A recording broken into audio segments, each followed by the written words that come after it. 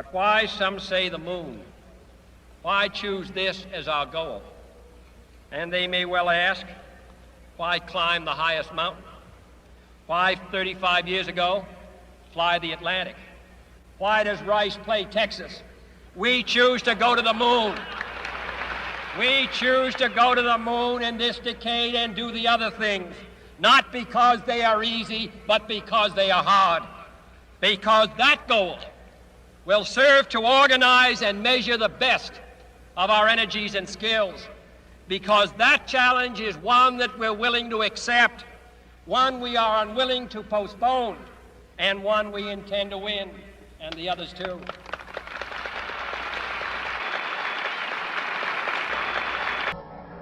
Okay, engine stop. Listen, Tranquility Base here. The Eagle has landed. Roger, Tranquility. We copy you on the ground. You got a bunch of guys about to turn blue. We're breathing again. Thanks a lot. That's one small step for man, one giant leap for mankind. First and foremost, I'd like to clarify, I was born before Neil Armstrong spoke those words, so as a child I grew up in the space race and it was fantastic. One of my favourite television programmes was something called Space 1999. It's where we had a base on the moon and people lived and worked there, and I thought it was amazing.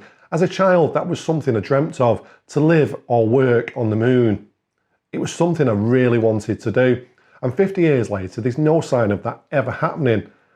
And that surprises me because 50 years ago, that was the way we was going to go. We would have bases on the moon where people would live, work, or even just take a trip there. And it's something I would love to have done. So don't get me wrong, I'm really disappointed that I don't believe we landed on the moon. Each day, a little bit of error creeps in. In long missions like Apollo 8, the inertial measurement unit isn't quite constant. It does drift a little bit. So the second part of the system is a check on the inertial unit, a way to correct its daily error, the Apollo Space Sextant. After about a day, you want to have somebody go to the sextant in the wall of the spacecraft, sight on a couple of stars, and then basically correct the orientation. With the Space Sextant, the navigator can determine the spacecraft's location by measuring the angle between a reference star and the edge of the Earth. Knowing that angle, he can use trigonometry to calculate his position in space. Together, the inertial measurement unit and space sextant, combined with ground tracking, will tell astronauts and mission control where they are. And now for the second clip of the three astronauts on Apollo 11. I don't recall during the period of time that we were photographing the solar curl what stars we could see. I don't remember seeing any. That's that sight. I don't remember seeing any. Neil, you were. I don't remember seeing any. Neil, you were. I don't remember seeing any.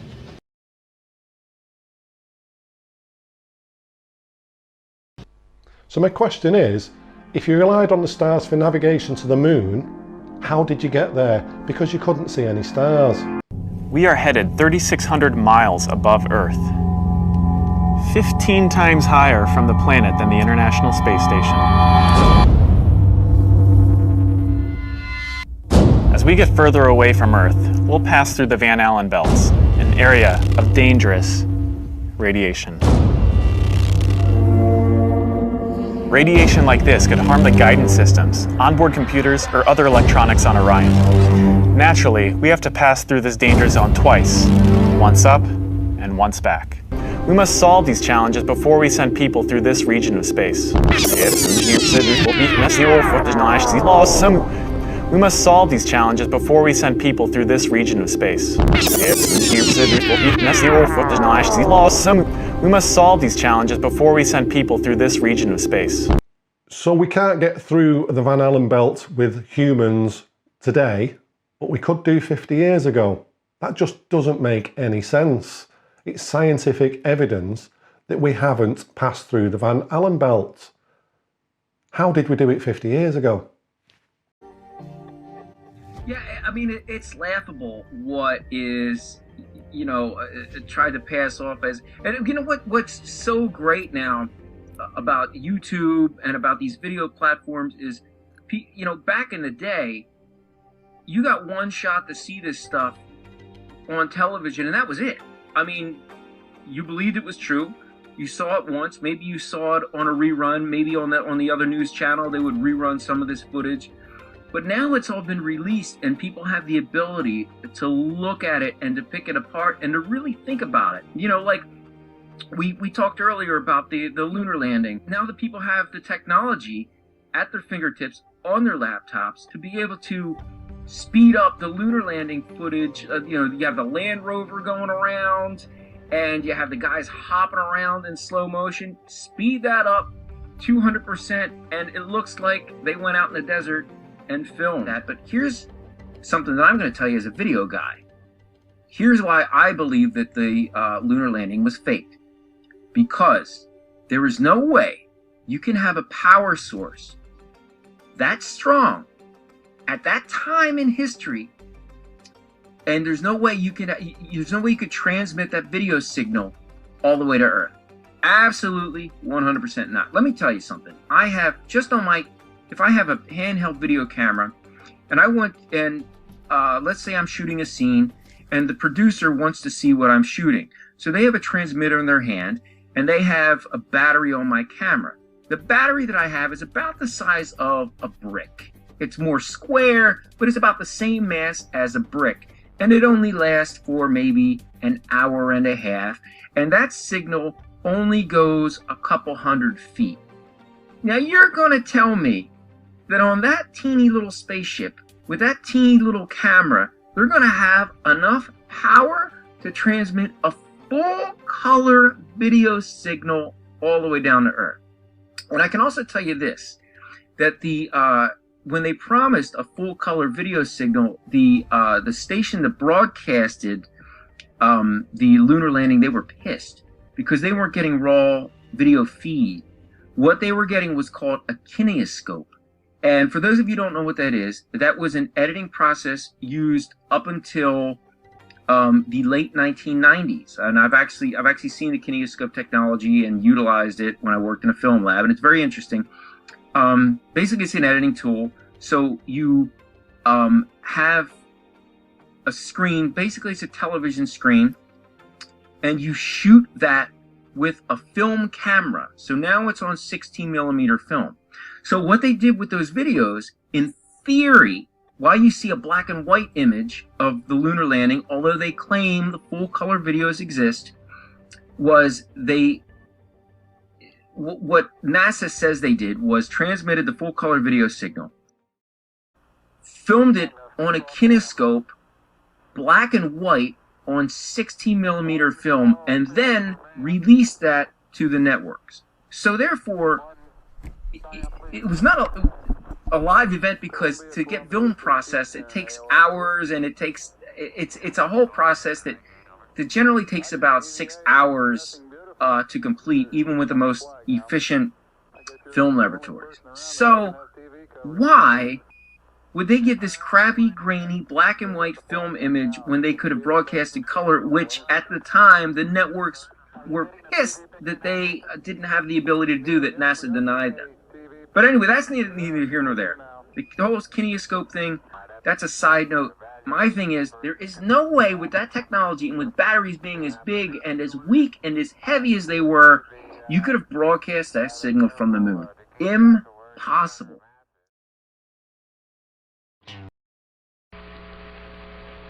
Well, in my left hand I have a feather. In my right hand a hammer. And I guess one of the reasons we got here today was because of a gentleman named Galileo a long time ago, who made a rather significant discovery about falling objects in gravity fields. And we thought that where would be a better place to confirm his findings than on the moon. And so we thought we'd try it here for you. The feather happens to be appropriately a falcon feather for our falcon. And I'll drop the two of them here, and hopefully they'll hit the ground at the same time. How about that? Which proves that Mr. Galileo was correct in his findings. astronaut dropping the hammer and the feather, and sure enough, they both fall together. And that proves immediately that this experiment was done in a vacuum. So this movie set would have to have been evacuated. It would have to be a vacuum. But more than that, the two objects fall slowly. They would fall 6 times faster on the Earth because the gravity is stronger. You see them fall slowly on the Moon. And so we thought we'd try it here for you. The feather happens to be appropriately a falcon feather for our falcon. And I'll drop the 2 of them here, and hopefully they'll hit the ground at the same time. How about that? This is also a very difficult image to fake. Well, actually, it isn't at all difficult to fake. NASA itself would repeat the very same trick, this time officially in the 1999 story From the Earth to the Moon. This time the astronaut held the hammer the other way up, so that we could see it was not the same fakery as the first time. Of course, that original demonstration by Apollo 15 doesn't in any way prove that it had taken place on the Moon. Before NASA reenacted the whole thing officially, we had already conducted our own experiment. Here we are in our London studio in 1G, complete with an atmosphere, and without the benefit of a vacuum chamber. There they go. As you can see, the feather and the hammer arrive on the ground at the same time. Now if we slow it down by the appropriate amount, lo and behold, these 2 items fall nice and slowly as per a 1/6 G environment. This illusion is all about calibration.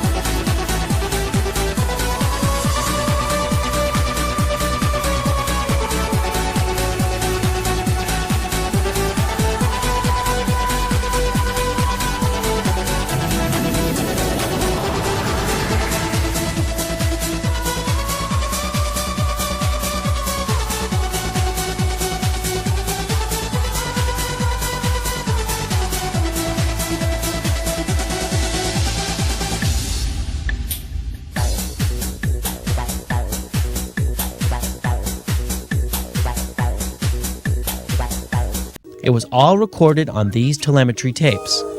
So where is this hard evidence? I haven't seen anything that indicates the telemetry data is even in existence, and as I said, even if we had it, we don't have the machines to play it back. But your own research has shown the telemetry data is missing. That's right. Could this be true? Mankind's first interplanetary exploration and the original science data is missing? 11, this is Houston, radio check, over. If it's anywhere, it should be here at NASA's Goddard Space Center in Maryland, home to the National Space Science Data Archives. This film you're making now, what is it? Does it have a name? I mean, have you have a name for it yet, or you're calling it Did We Go? Did We Go? Okay. Okay. Doesn't have it either. The Smithsonian doesn't have it. Johnson doesn't have it. Right. We've been unable to track it down. I mean, we don't know where this telemetry data ended up, and we don't know what path it may have taken. So, unfortunately, I'm afraid I can't really give you much of a clue as to where this data ended up and whether it still exists or not. NASA admitted that it had lost the original footage of man's first steps on the moon. My next guest, Aaron Rainin, started out believing the official version of history. Tell us why you have changed your mind and now become a skeptic. I was the first to report, and you played the clip earlier tonight, that all the science data, the telemetry data, was missing. Now, Geraldo, for NASA to come out and say that all the tapes were erased, I mean, it's incredible. Geraldo, this isn't just one tape. This is rooms of tape labeled Apollo 11 moon landing. Someone had to physically go and erase it. And it just, you know, I really, in my heart, Geraldo, I want us to go. And I know all your viewers want us to go. We're also joined in LA by Bill Nye, the science guy. Bill, Aaron's right about erasing these tapes. I mean, no, okay, it's my turn, kids. Okay. So what happened, these were NASA tapes, and I got lost. Stuff happens. Okay.